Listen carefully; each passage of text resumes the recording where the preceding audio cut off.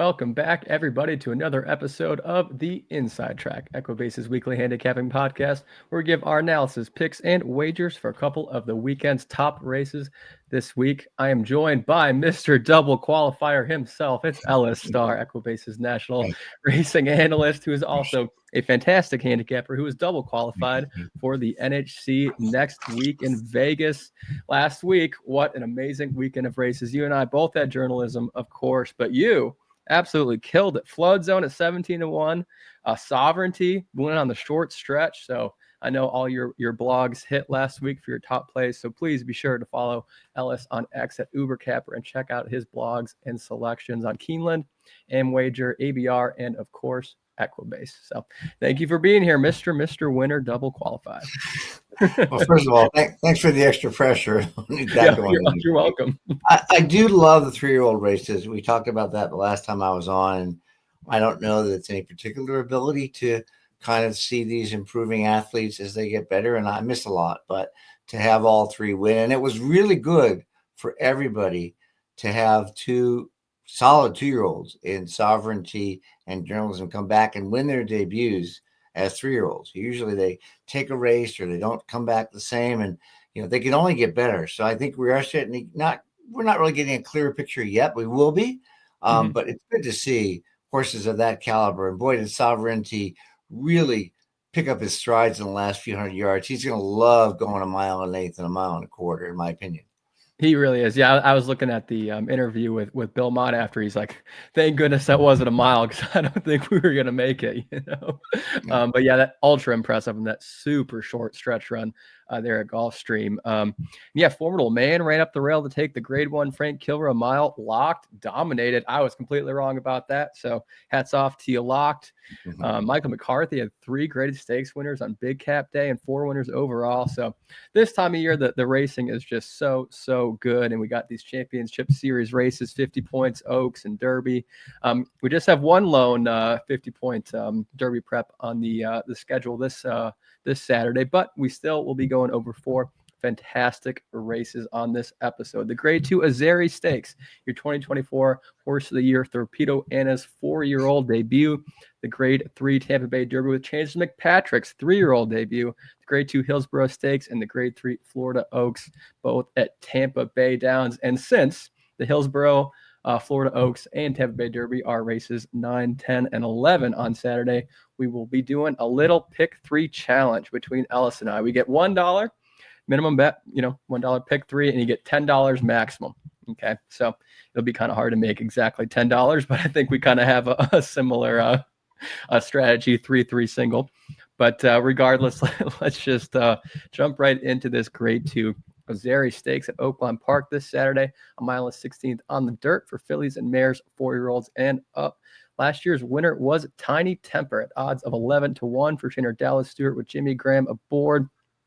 And this is the return of 2024 Horse of the Year, 2024 Kentucky Oaks winner, 2024 Breeders' Cup Distaff winner, 2024 Eclipse Award champion, 3-year-old filly, the Grizzly Thorpedo Anna returns to the track for a very 4-year-old debut. So interesting. There's only been one horse to have won both the Breeders' Cup Distaff and the Azeri Stakes, that being Round Pond in 2006. So Thorpedo Anna would join a very exclusive group. A lot of fillies or mares have won one or the other, but the only one to win both is Round Pond. I don't think anybody can beat Thorpedo Anna, but I know you do. So let's hear it. Look, don't get me wrong. I love Thorpedo Anna. I mean, she is the epitome of a racehorse. And there is no doubt in my mind that if she runs the same race she ran in the Breeders' Cup Distaff, or even in the Travers when she was beaten in nose by Fierceness on the wire, she wins. But she is coming back from 4 months off. And last year, in late March, she won the Fantasy at Oaklawn off some of her layoff. But that was different because she had one race to the Oaks, and that was it. And Kenny had to get her ready. This is a long year this year as a 4-year-old. I'm glad she's back. And certainly she could win this race, as I said, but it's not as important to win this race as it was to win the Fantasy last year and make sure she had the points for the Oaks. So you look at the other races, the field, and a lot of people are going to say, yawn, she's 2-5. Why bother? I don't bother because even though there's an exacta box with her and my pick, Jody's Pride opens at 8-1. And we're going to look at the video in a second. But here's my take on Jody's Pride. A lightly raced filly, also 4-year-old, with 3 wins and in 7 races. And she's stretching out off a prep on January 25th, with Thorpedo Anna does not have, because Thorpedo Anna is coming back for November 2nd. And the only other time that she stretched out from a sprint to a route is going to be here in the Breeders' Cup Juvenile on November 11th, 2023. We're going to look at it and start the video now. She's number 2 as they kind of zoom in. I think that they'll zoom in a second. And right, she's going to wait 17-1. 17-1. She's going to come off the rail. And there she is coming out to the 3 path. And she is going to just grind this race and make the lead no, she didn't make the lead. She is going to just keep on coming against the winner, just FYI. Doesn't look like, it's almost reminds me of Sovereignty last week. Looks like yeah, she's like the very last all couple. Of a sudden, the last few yards, boom. So that was a stretch out from 6 furlongs for winning the matron at Aqueduct to the Breeders' Cup. Since then, she ran in the 1-term Busher, and she won that last year. Then she ran 7th in the Ashland. She skipped the Oaks, took time off, came back on turf. That's irrelevant. I'm pretty sure Georgia Brews is pointing for this race. So she's based at Palm Meadows with a brew, and she runs 7 furlongs in the inside information. She rallies from 4th to make the lead. She gets out finished. She gets beat head and nose for the win off the same almost 3-month layoff compared to Thorpedo Anna's 4. She's going to be a lot stronger second off the layoff. And her 103 Equibase speed figure is the same as Thorpedo Anna's winning the Cotillion and the Fantasy. Now, Thorpedo Anna's did run or earn a 111 figure, which is fantastic in the Breeders' Cup Distaff and the Travers. So she wins if she repeats those. But if Jody's Pride moves up, and if she improves like she did in the Breeders' Cup Distaff, and if Thorpedo Anna is just a little bit short, you can get the upset here. So for me, it's a win bet on Jody's Pride at 3-1 or more. A very strong exacta box of Jody's Pride, Thorpedo Anna, and I think the race is playable, Ben. Okay, you know what? Originally, when we were first talking about this race, I didn't really want to do it, right? Just because the handicapping side. But everybody loves Thorpedo Anna, including myself. And me. Near and dear to my heart, and you as well. She's great for the sport, but I knew you were going to go for Jody's Pride, so I did a little bit more digging. And you know what? Thorpedo Anna is first in everything in this race, meaning like middle, early pace rating, average class, average speed, except late pace rating. Jody's Pride gets first ranked in that, interestingly enough. Yeah. But it's Thorpedo Anna, like you said, Ellis. If she repeats those 111s, it's over. I mean, she can compete in grade 1s with the boys and get second by a head. I think it would take a pretty insane thing for her to lose on Saturday. But that being said, Kenny McPeak and Brian Hernandez Jr. have kind of cooled off since their big 2024. They've lost their last 14 stakes route races in a row. Together with just 2 seconds and 1/3. So, and she's got to come off that, 120-day layoff now. So I know that success score on for 90+ day layoffs coming back in graded stakes and dirt routes is pretty low. I can't remember the top, I think it's like negative 45% ROI. But regardless, I think it's all Thorpedo Anna on Saturday. And honestly, I'm just really not going to bet. I'm just looking forward to watching. I think if you are going to bet, that's a good single, but just mind you that everybody else will have that as well. Or you go with Jody's Pride with Ellis Starr. But let's move on to the ginormous day at Tampa Bay Downs. Start with the Grade 2 Hillsborough Stakes, race 9 at Tampa on Saturday, 1/8 on the turf for fillies and mares, 4-year-olds and up. Last year's winner was Sparkle Blue at 6-1 for trainer Graham Motion with Jorge Ruiz aboard. Sparkle Blue is entered on Saturday for the same connections to try and defend her title. I thought it was a fantastic field of 10 with tons of value, but I think we actually landed on the exact same horse, but I want to hear your reasons why. Well, this is an interesting race. I just got the morning lines, just read the morning lines while you were chatting for a second. So we got some value.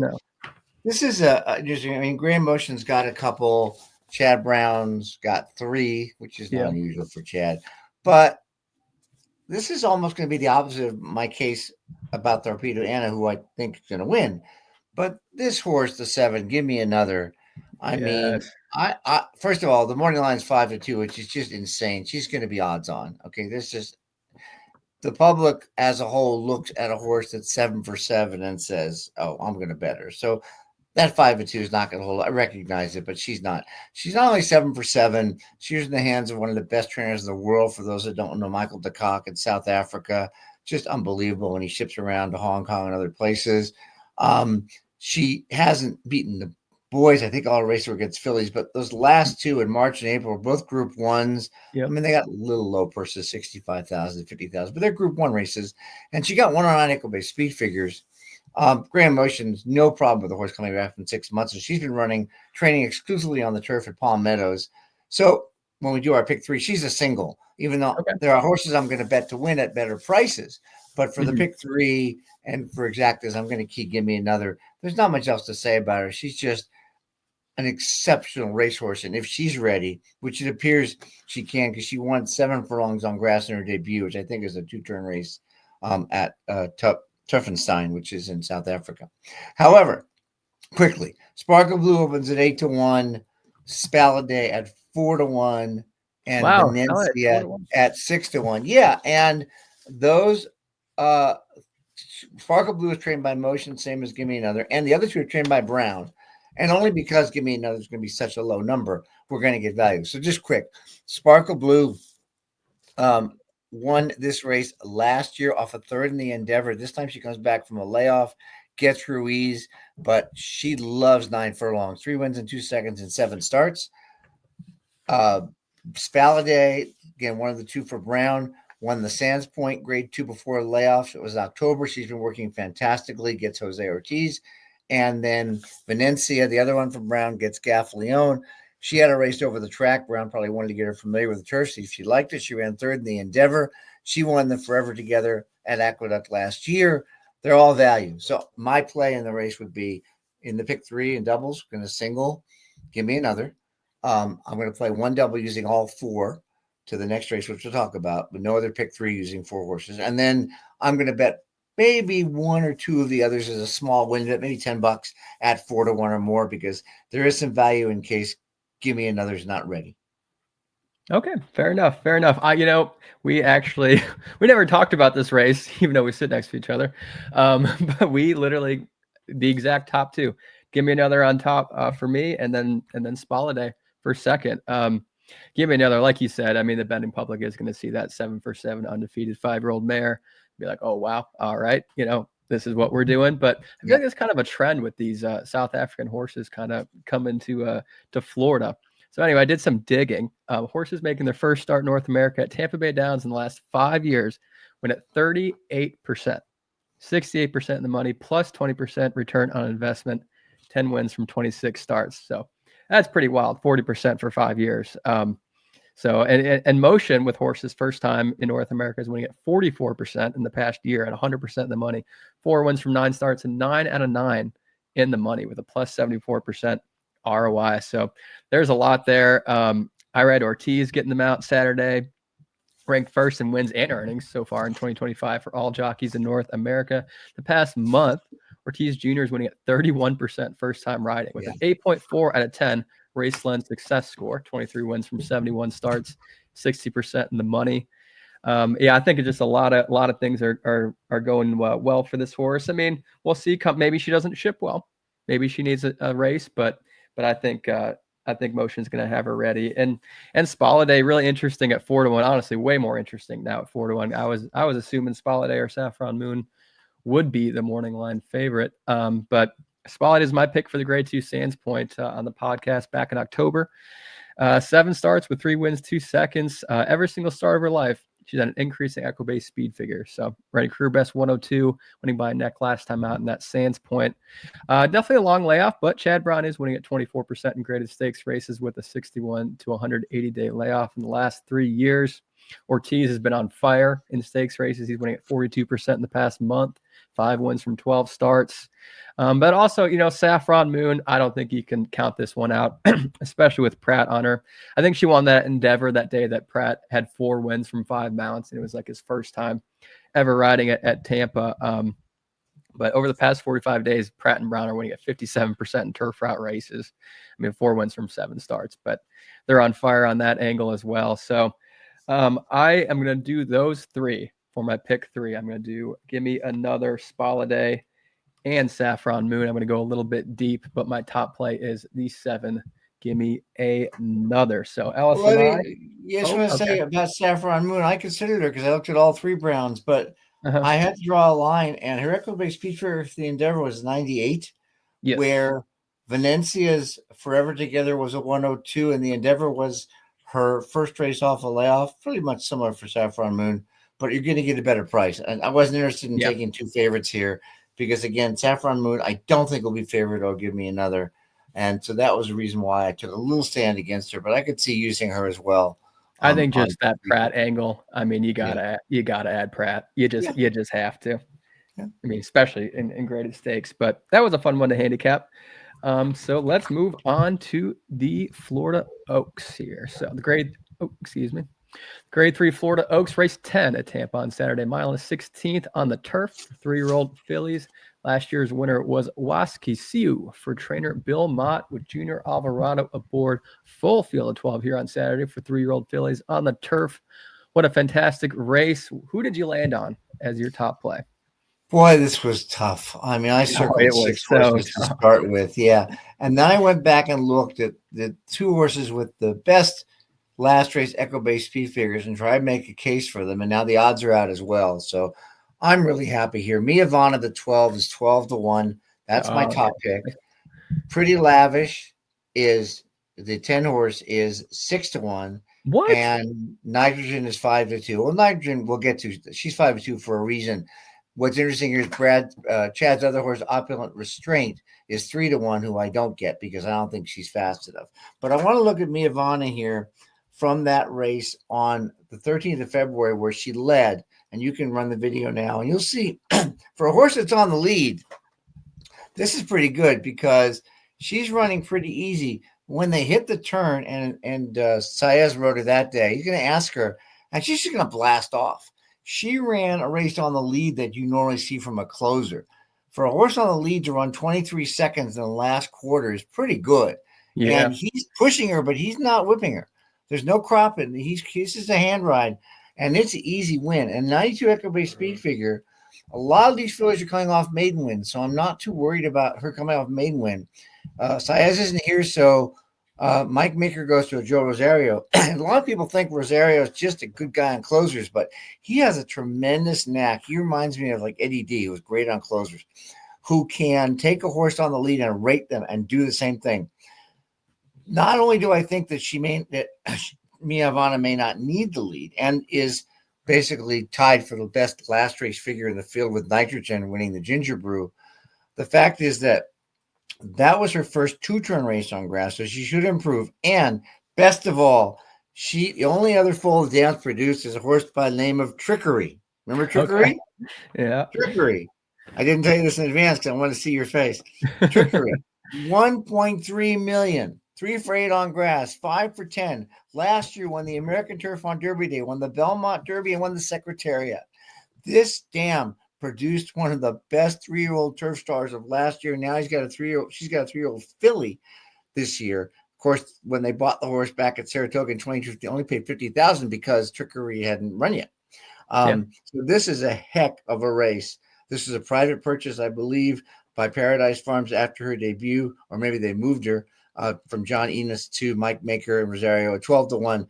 I like Mia Vana quite a bit. But that being said, we're going to look at Pretty Lavish as well. And one more video I want you to pull up. Pretty Lavish has an allowance win and a win back in Ireland. And we're going to look at her win on February 8th, in which she comes around wide, 6 wide, and she's going to be the 2 horse in this race as well. Way back there. Way back there. You can see her on the inside, and he's going to go inside outside. And he doesn't care about losing ground. 6 wide. And watch this turn of foot. I mean, this was great. Now, this was even faster than Miavana, who ran about 23. She's going to run about 22 and 4/5 here. Just inhaling this field. So there's no question with every step. Oh my goodness. Yeah. Oh yeah. And she's 6-1. So that's really good. I'm so surprised 6-1 for her. No, absolutely. And at 89 Equibase speed figure is going to be improved upon, and it's one of the best in the field. Nitrogen, who has done nothing wrong. She was third in the Natalma Grade 1. She was third in the Breeders' Cup Juvenile Fillies. Then she came back off a layoff on January 4th, and she won the Ginger Brew. She got 93 and 91 from the Natalma, and the Ginger Brew, a 110 for the Breeders' Cup. Again, right there with the other two, but she's 5-2. So the value in the win bets is absolutely going to be on Miavana and Pretty Lavish. And then I'm playing a strong 3-horse exacta box, even though I could throw other horses in, of Nitrogen, Pretty Lavish, and Miavana in this race. And this is one that I'm really, really looking forward to, Ben, because if Miavana does happen to get a good trip and get on the lead or come off the pace, and the Pretty Lavish kicks it in like we just saw, and Nitrogen kicks it in like she's capable of, it's going to be really exciting. Yeah, I wholeheartedly agree. And that Miavana, yeah, I mean, if she can improve like she's done with every single race between last start and the start before that, what is that, 22, and one before that, 36. So she's on that improving pattern. I was a little bit disappointed when he said Nitrogen was 5-2. I was hoping Chad Brown and Pratt would get a little bit more money. But originally I did choose Pretty Lavish, but after I decided to look at some race replays, I had to go with Nitrogen. So she's a Medaglia d'Oro filly out of an Uncle Mo mare for the Mark Cassie barn with Jose Ortiz aboard. The class of this filly at such a young age and with only one win is pretty interesting. Ran second by a neck on career debut in a maiden special at Woodbine in August, then runs the Grade 1 Natalma Stakes at Woodbine. As a maiden, runs third by just 3/4 of a length. Then they do a complete 180 on her running style. She was a front runner in her first two career starts. It was caught at the wire going a mile on the turf each time. And she enters the Grade 1 Breeders' Cup Juvenile Turf and just went off at odds of 49-1 and runs a tremendous third. The huge late rally with Jose Ortiz, first time riding. We are going to take a look at this because when you watch this replay, she just straight up looks like dead in the water. And she's still a maiden, by the way. Just to reiterate, she's still a maiden in the Breeders' Cup Juvenile Fillies. Yeah, exactly. Yeah. Well, I need to pull up this. I forgot to do. I had all yours. That's all right. Yeah, and then she breaks her maiden in the Ginger Brew while you're talking, which is also unusual. That he still never put her in a maiden race after the debut. She breaks her maiden in the Ginger Brew at 9-5 in a field of 10. So she's a talented filly. There's no question about it. Yeah, I mean, so okay, we're almost there with this. Get here to the stretch run. Let's share this screen here.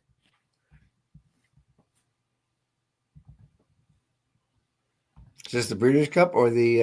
So first we're gonna start with the Breeders' Cup here, and then we're gonna do the Ginger Brew. We're gonna skip to the end. That's all that matters. So anyway, here's the two right here. Yeah. Basically, flying with every single dead in the water. So we'll go back again just so you can see it in real time. I think that was the replay there. But all right, here she is. And the red cap there. And my quick calculation is she ran about 23-3, I think. Look at her back pretty there. Fast. Look at her back there. Nothing. Then boom, turns it on like, whoa, look at that. That's that was the first time Jose rode her. So I mean that's really, really good. He got that out of her, that big improvement. And then she literally repeats it. So we're gonna have to take a look at the Ginger Brew here as well, just because it's so wild to see. And like you said, if Miyama and her can come in the lane like that, it's going to be just wicked. And Pretty Lavish. She's the 10 here, the favorite, 9-5 favorite in the red cap. Yeah, Pretty Lavish and her. But there she is in the middle between horses. Nowhere to go again. Nowhere to go. On the inside, 12's on her outside. She can't get to the outside. And just watch her turn a foot right now. Oh, my goodness. Like, how does she have that in the tank? Yeah. Just ultra impressive, but also at the same time, incredibly scary, as a bettor, because is she gonna get up, in time? Is she not? but I don't know. I do like Pretty Lavish a lot, but that turn of foot on Nitrogen is just something else. I can see it. What's that? I can see it. I can Yeah, see it. And like I said, her Pretty Lavish and her, and if Miavana gets the lead and these two come running, it's going to be a heck of a race.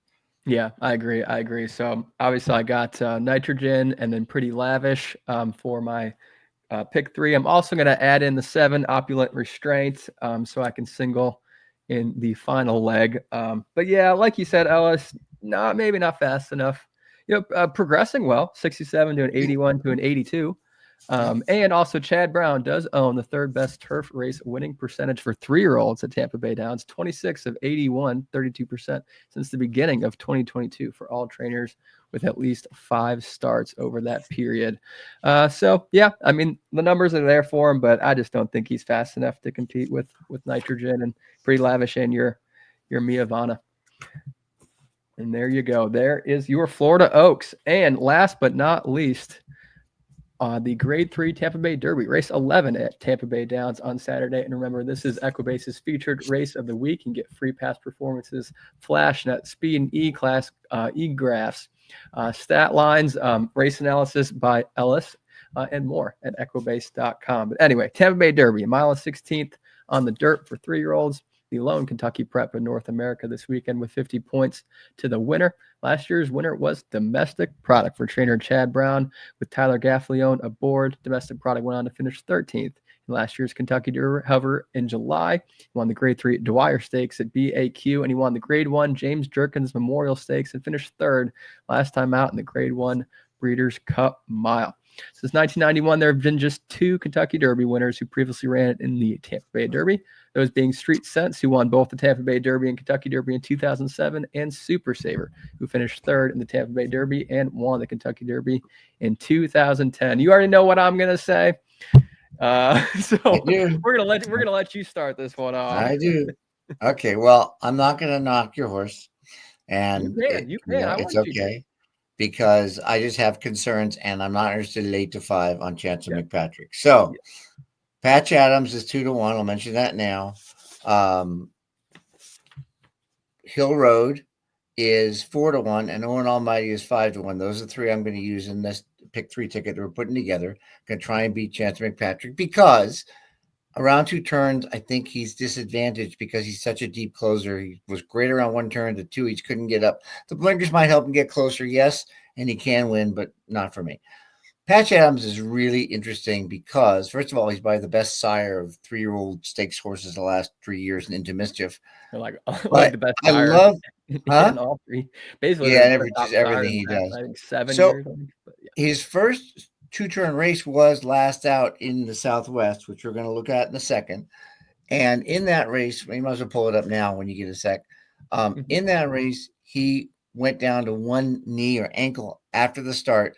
And instead of being 3rd and 2nd in the first half mile, as he'd been in both of his other races, he was 7th here. Now he's going to be the 7 here.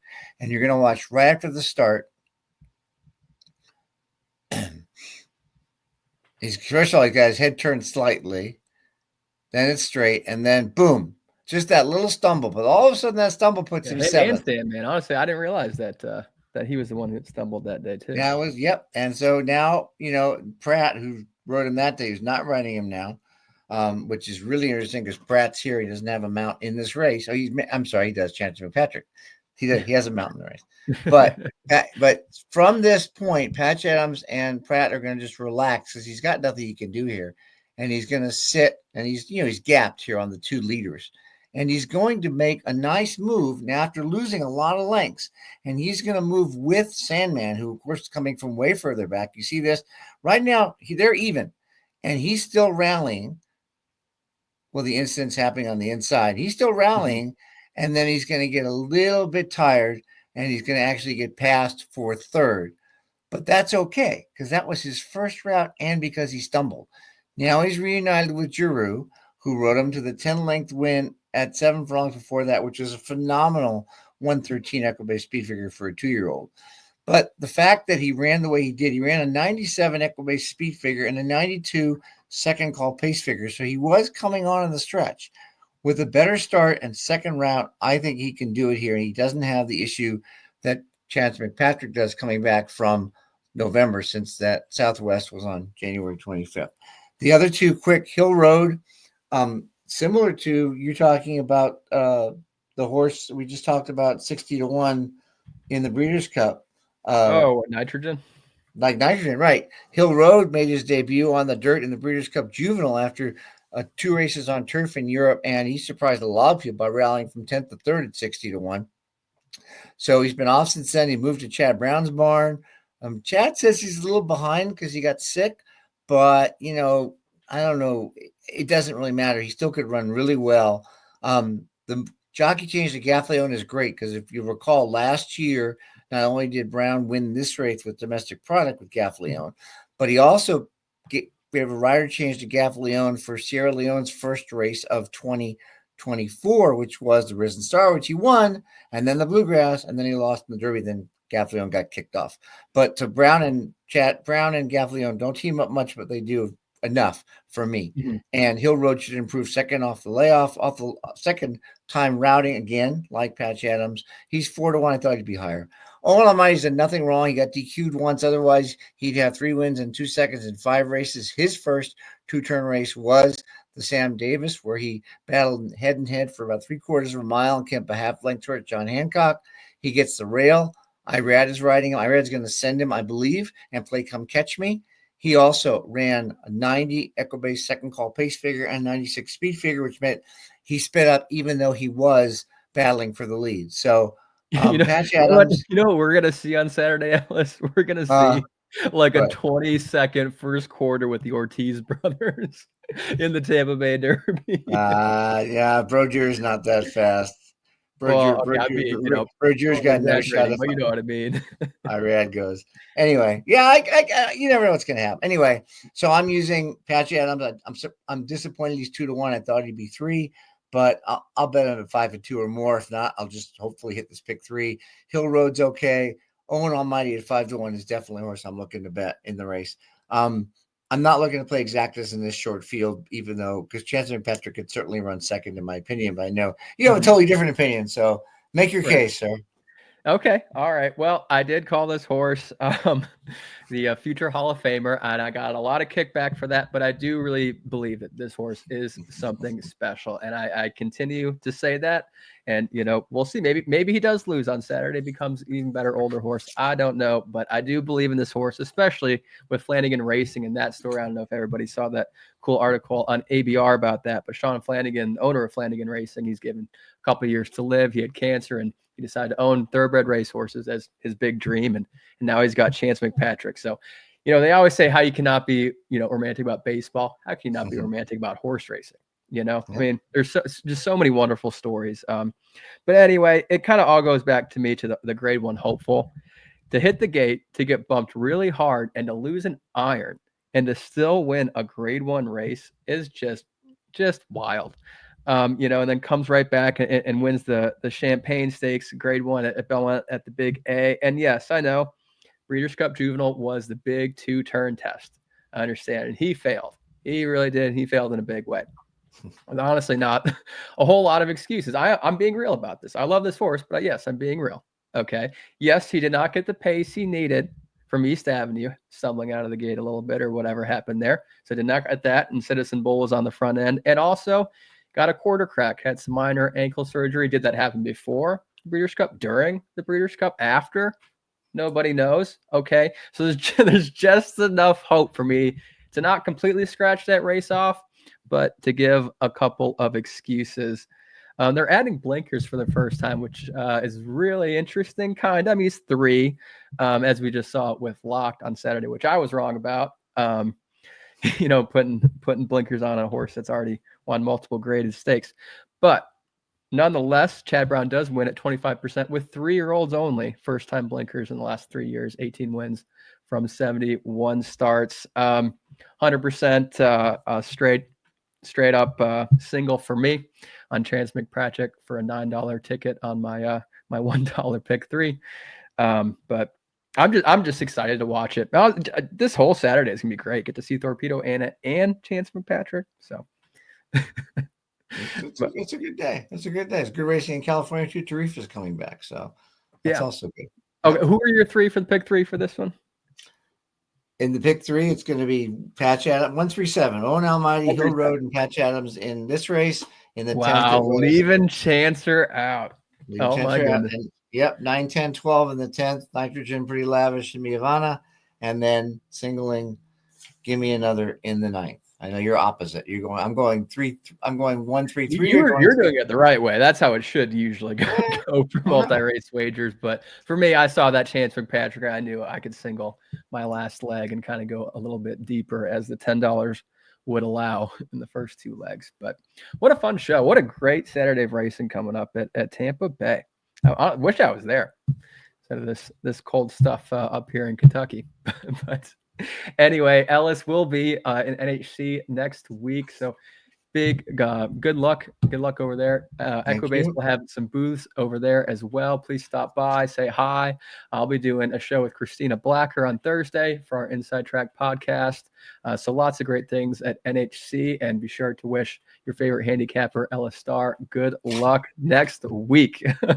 But anyway, thank you for being on, Ellis. Good luck in your wagers, and good luck in everybody else's wagers on a fantastic Saturday of racing. And we'll see you next week out in Vegas.